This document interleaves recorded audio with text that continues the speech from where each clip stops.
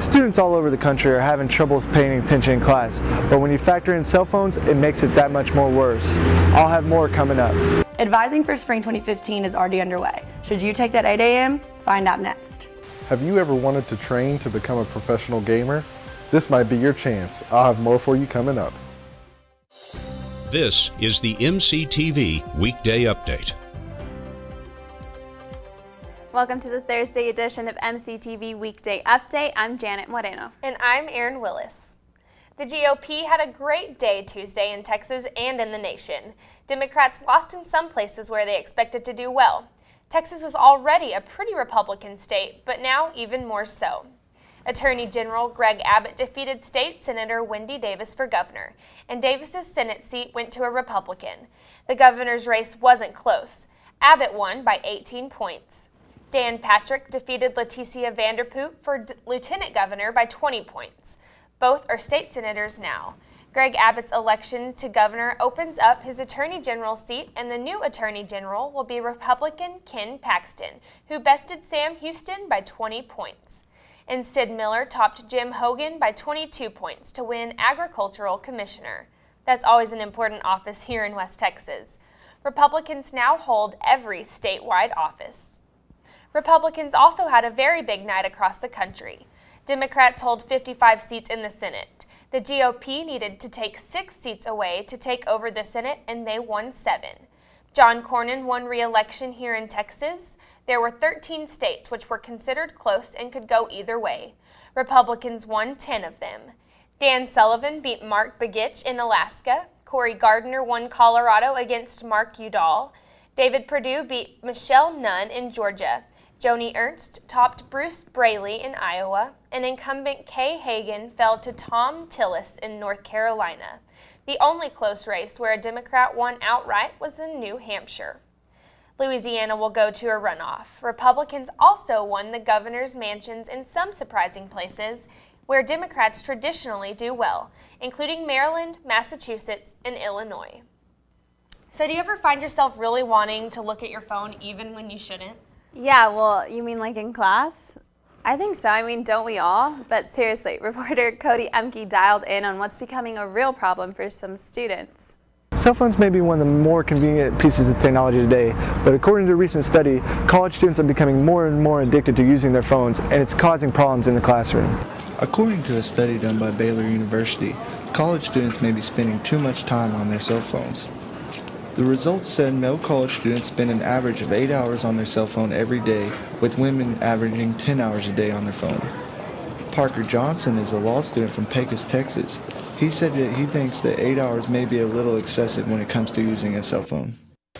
8 hours, that seems pretty excessive. I can't imagine looking at it that long. I mean, continuously, not a solid yeah, just 8 hours. Like, you know, overall, it just still seems high. Cell phone use has become a distraction in the classroom, but Johnson said there are professors that will establish rules from the beginning about cell phone use in class. There's some that they have it in the syllabus where if they catch you on your phone, they can kick you out of class or mark you absent for the day. I've never seen it actually happen. I've never seen a professor even get onto anybody, and I know they know that there's always people using them. Jarrett Barone, a senior sociology major, said it's not a big deal if someone uses a cell phone in one of his classes. I'm taking 2 classes, and the first one, they don't really care. It's just a senior seminar, so she doesn't mind. But the other one's my criminology class, and she has like a designated area where you're supposed to use tablets and stuff, so people use their phones over there, and they never get caught. So. The study also notes that 60% of participants admitted that they may be addicted to their phone, and some even said that they become agitated when it's not in sight. Barone said that he feels the need to have his phone near him at all times. Sometimes if I don't have my phone on me when it's charging, I have to see where it's at. I mean, I'll press the button, my lock thing, just to look at the screen, see what time it is, and then turn it back off. So I'm always checking it, even if I don't even need it. When it comes down to it, he said cell phones can be a distraction in class, but he thinks it'll be hard to get them out of the classroom. I guess to an extent, yeah, if you're always on it and you're always, I mean, if I'm sitting next to somebody and their phone keeps going off and somebody's like texting while you're trying to pay attention to class, then yeah. But, I mean, you can't control it. people tell you not to use it and you still use it. For MCTV, I'm Cody Emke. Did your phone ring at about 10:50 this morning with this? This is Texas Tech University. This is a test of the Tech Alert emergency communication system. In the event of an emergency, A whole lot of us got that phone call this morning, and if you happened to be on campus and heard the outdoor sirens going off, I'm sure you were wondering what was going on. The good news is it was not an emergency. Reporter Caitlin Nix is live out on campus to tell us what exactly was going on. Caitlin? Okay, so at 10:50 this morning, the university tested its Tech Alert emergency communication system. Tech Alert is a mass notification system that simultaneously sends emails, text, or voice messages to alert the university community of emergency situations, class cancellations, or delays. Tech tests the system at least twice a year if it is not otherwise activated. And more than 17,000 students, faculty, and staff have opted in to receive these text message alerts. If you're like me this morning and did not receive an alert, be sure to go to ttu.edu/emergency and update your information so you too can be sure to be notified if there's ever an emergency on campus. Back to you guys.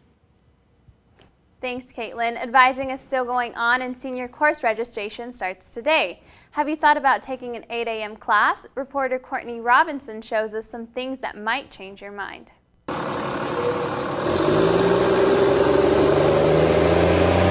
Advising for spring 2015 is right around the corner.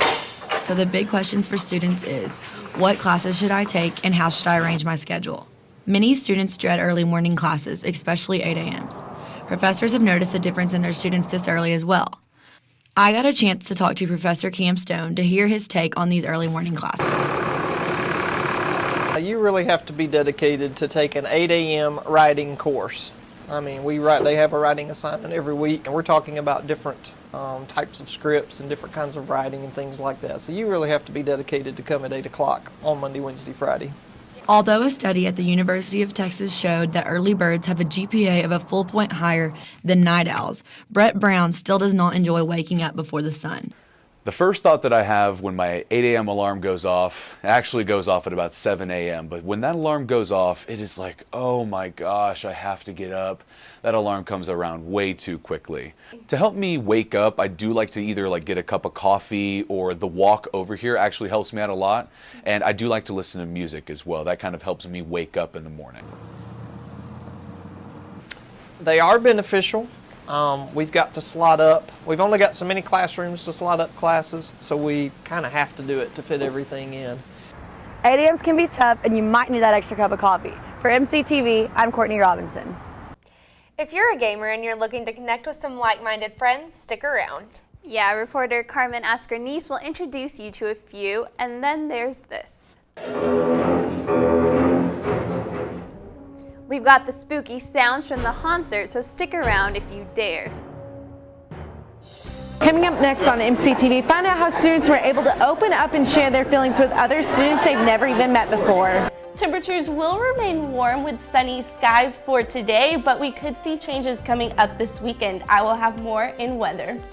Want to know how some students are keeping off the freshman 15? Stay tuned to MCTV and we'll tell you how.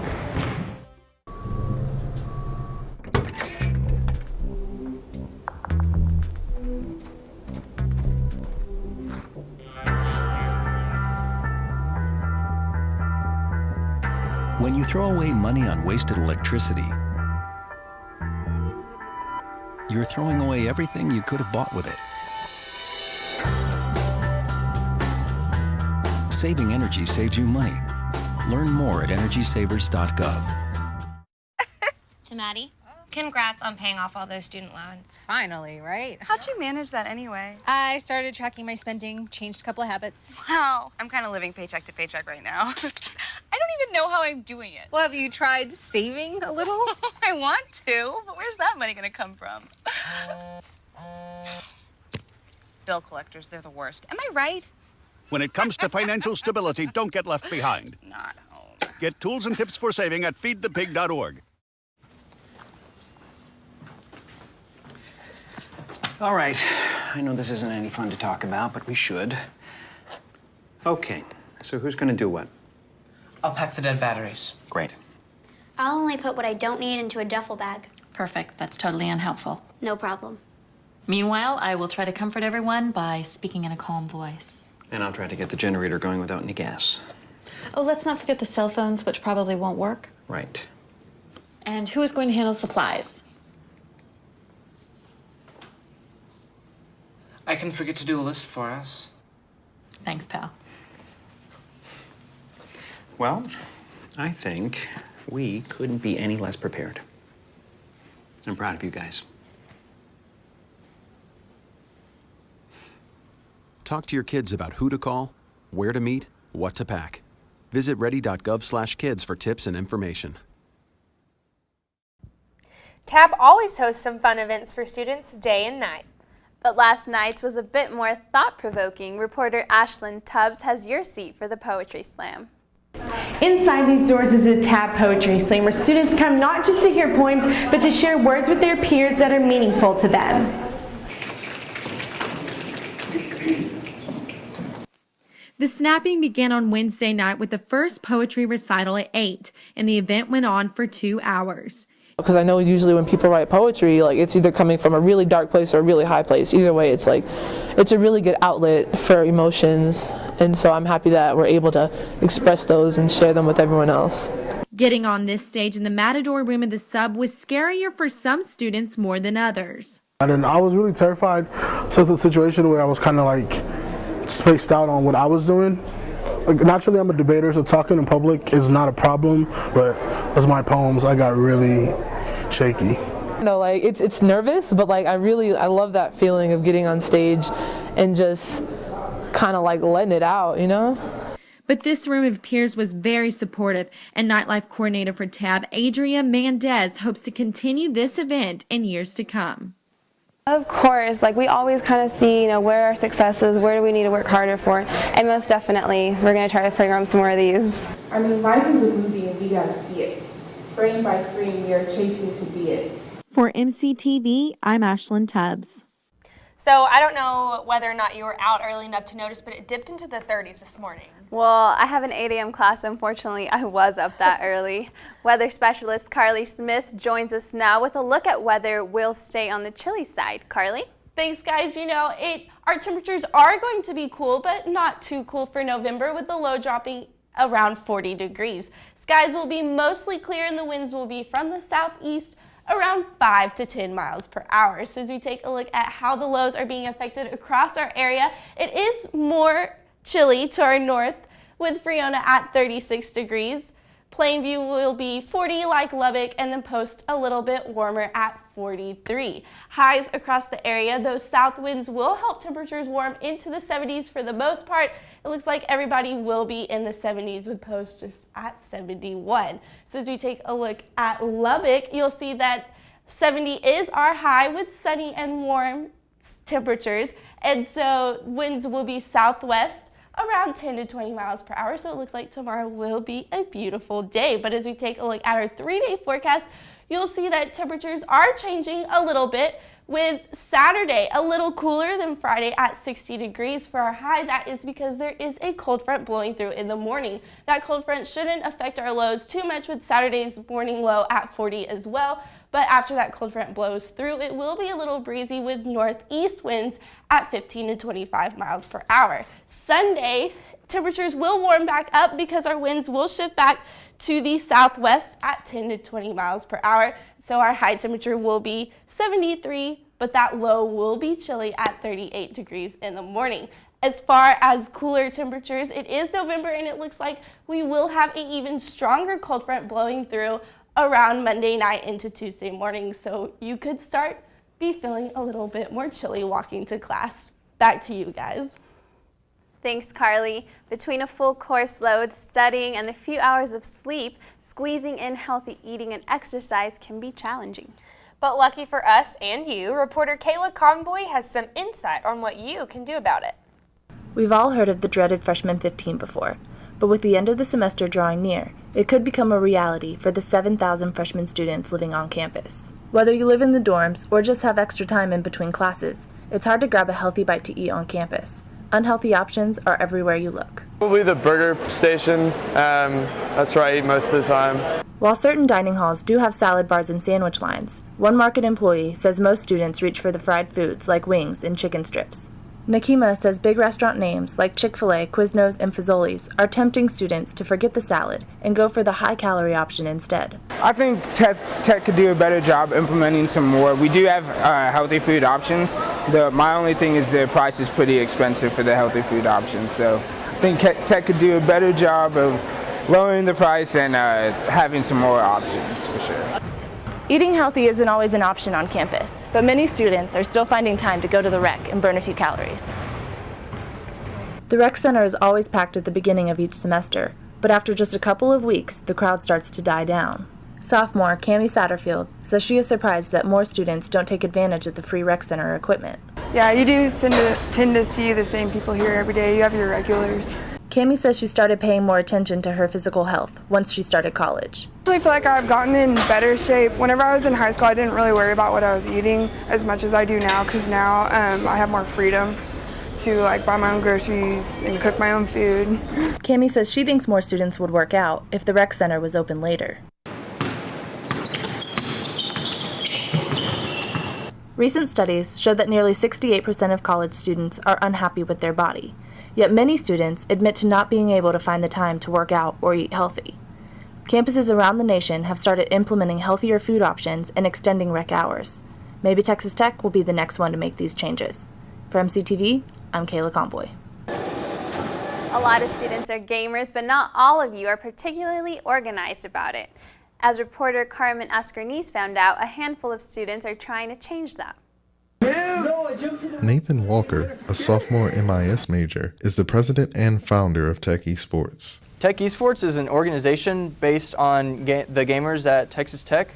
We play video games, we have socials, we have tournaments, meetings, and just whatever we do, we play video games. Alan Gregorio, a freshman mechanical engineering major, was one of the first students to join Tech Esports. At the end of every single general meeting, we just play video games. We just get into whether it be League of Legends, Dota, CSGO, we just get together in one lobby and just play. The Tech Esports Association, in collaboration with another video game student organization, Heads Up Display, will host a live gaming event in the library on November 21st. Students looking for more information about Tech Esports should visit their Facebook page for meeting times and upcoming events. For any casual or competitive gamer out there looking to join the Tech Esports Association, they meet every Sunday from 1 to 5 p.m. in the Soap Sub room of the Sub. For MCTV, I'm Carmen Ascarniz. Halloween came and went last week, and there were a lot of different options for folks wanting to trick or treat. The National Ranching Heritage Center hosted the 8th annual Heritage Halloween last Friday.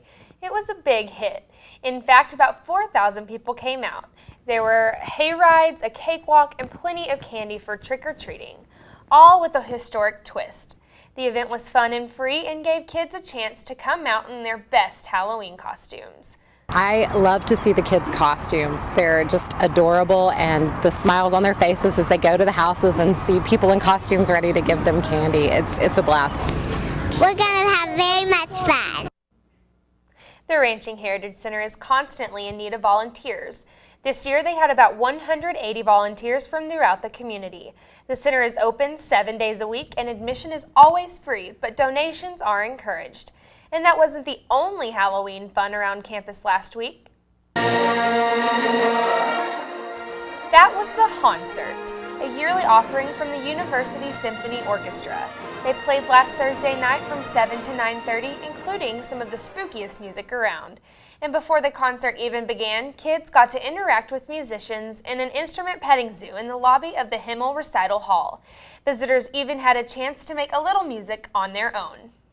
That's all for this Thursday edition of the MCTV Weekday Update. Thanks so much for joining us, and be sure to check out ttuhub.net every day for more news. We'll see you next week.